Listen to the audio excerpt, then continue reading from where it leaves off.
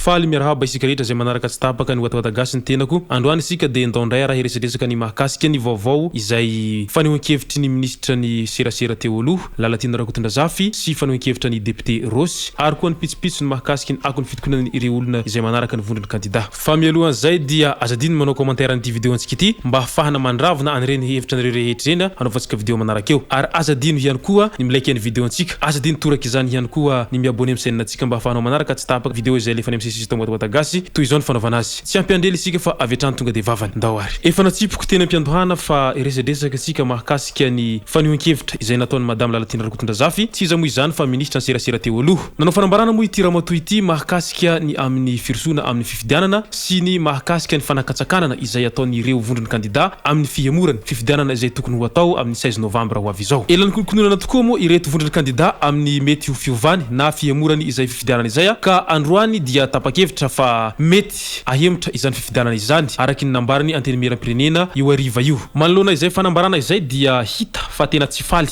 ny ministra serasera teo aloha ary nilazany heviny moa izy mahakasika an'izany tsy anareo efa jato akory hozy izy no hanakatsakana izay mety ho fifidianana izay rahany vahoaka rehetra amanaliny maromaro hifidy amin'ny 16 novambra izao raha izay hevitry ny madame Lalatina izay moa zany ny zoina antsakasy andavana ary ataony analizy dia tokony tsy ho tonga amin'izao korontana izao ny firenena malagasy satria raha niezaka ny haino ny feon'ny fetreretana sy feon'ny vahoaka zany ireo mpiaradia amin'ny candidat numéro 3 dia nilamina tsy nisy rotaka itsony raha nytetananarivo sy ny manodidina satria manko nanaitra ny maro ihany ny fanambarana izay nataon'ny ministra ny serasera teo aloha izay nilaza hoe olona efajato fotsiny no mangataka fanemorana fifidianana fa tsy olona amanaliny maro raha arakin'izay fomba fijerin'izay dia tokony mihemitra ny fifidianana satria ireo kandida raiky ambin'ny folo be zao mitsipaka anio fifidianana izay ho atao amin'ny 16 novambra eo ary mangataka fanovana ravitry ny HCCCNI donc raha hoarina amin'ny kandida anankiray zany ireo raiky ambin'ny folo mitsipaka ireo majorité zany ireo kandida izay raiky ambin'ny folo manao fangatahana sy fitokonana isan'andro eo araky izany ara tokony mba arahana ny fangatahany ireo vondrony kandida izay manao fangatahany ireo mba tsy hisiany korontana sy mba hisiny fifidianana madio sy mangarahara manoloana izay fifidianana zay hatrany moa nanao fampelezan-kevitra ny kandida Larana Fahatelo izay miaraka amin'ny Andry Rajoelina tany Larobiany Vatsoa ka nandritra izany propagandiny izany dia hita taratra fa tsy faly taminy ireo vahoaka ny Larobia Vatsoa ka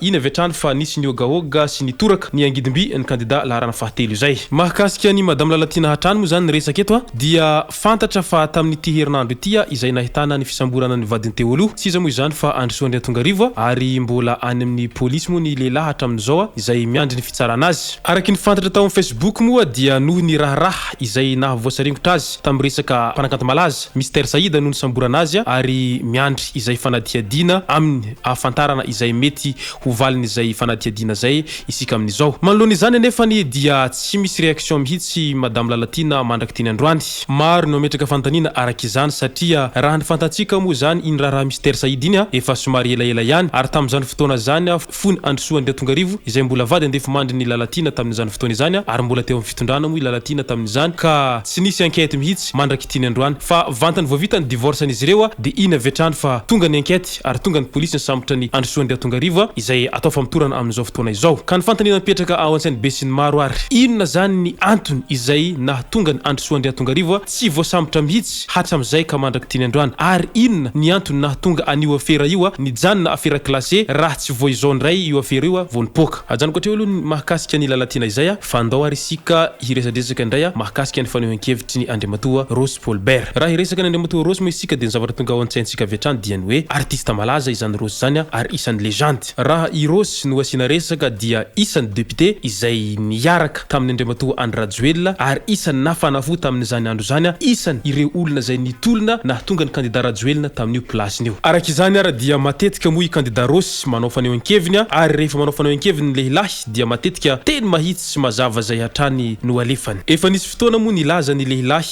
tampabe maso sy teo anatrian'ireo mpanao gazety nitrikitrihany tamin'izany fa tsy tokony omena fahefanatsony ary tsy azo omena fahefanatsony ho izy hatrany olona toy Andry Lalatina Rakotondrazafy asa aloha izay problemen'izy roa any fa mahagaga ihany raha naheno an'izany fanehoan-kevitry Rosy zany mahakasika nyity ministra ny serasera teo aloha ity eo ihany izay fanehoan-kevitry ny Rosy tamin'ny ministra ny serasera teo aloha izay nanao fanehoan-kevitry ihany koa Rosy manoloana ny tranga izay niseho tamin'ny fitifiran'olona teny Mahamasina ny raha nahita moa tamin'iny vidéo izay niparitaka tamin'ny Facebook iny fa voatifitry ny mpitandro filaminana ilay ray mpianakaviana anankiray ary dia naratra mafy dia mafy tokoa izany. Manoloana izay rehetra izay nefa dia tsy nisy réaction mihitsiny na avy amin'ny saiga na avy amin'ny mpitandro filaminana. Ka noho izany dia tezitra Monsieur Ross ka nanao fanambarana hoe ianareo mpitandro filaminana tokony hiarin'ny vahoaka indray no lasa manimba ny vahoaka. Ajanoko aloha ny mahakasika ny fanehoan-kevitry ny député Ross fa andao ara ho resantsika vetivety ny mahakasika ny akony fitokonan'ireo vondron-candidat izay hanao dia be am-pilaminana raha pitso 11 novembre ary hoeny amin'ny 13 mai moa izy ireo araka nambaran'izy ireo hatrany. Tsy maintsy mitohy moa izay dia be am-pilaminana ataon'ireo candidat izay raha tsy mivaly tanteraka izay fangatahan'izy ireo hatramin'ny voalohany ka mandraka tiany androany. Tsy aritraritrany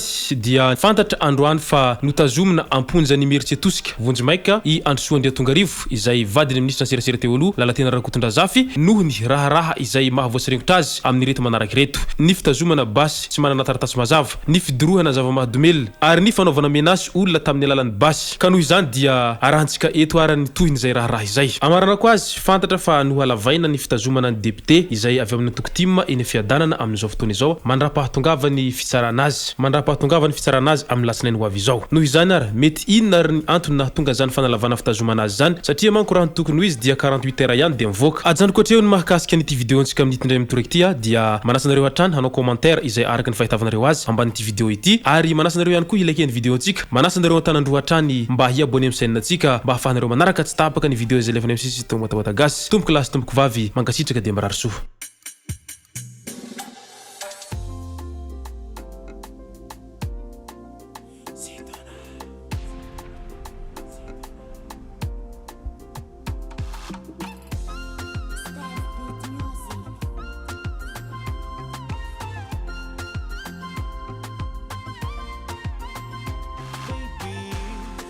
Fankilano zao azoazoko egninakay koa falavitrano hangomagna karaha ampiva misy anao za falifaly hadigna blame jiaby alaviry-konjaly ankilanao masambatra zao miaraka aminao zambony moraly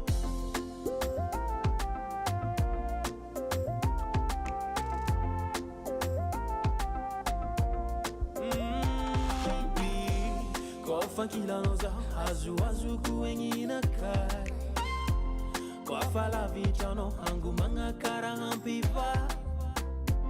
misy anao za falifaly hadigna blame jiaby alaviry-konjaly ankilanao masambatra zao miaraka aminao zambony moraly zegny tiako iagnisanandro masambatra zao ankilanao ma baby paradisana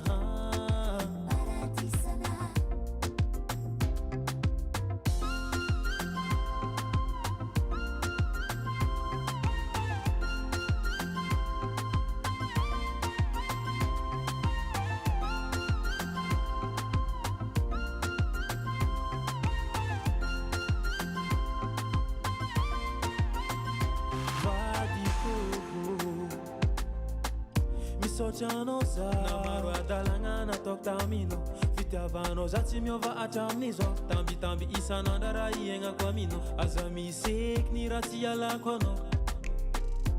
magniry vady azo zaho fiera aza fa managna aminao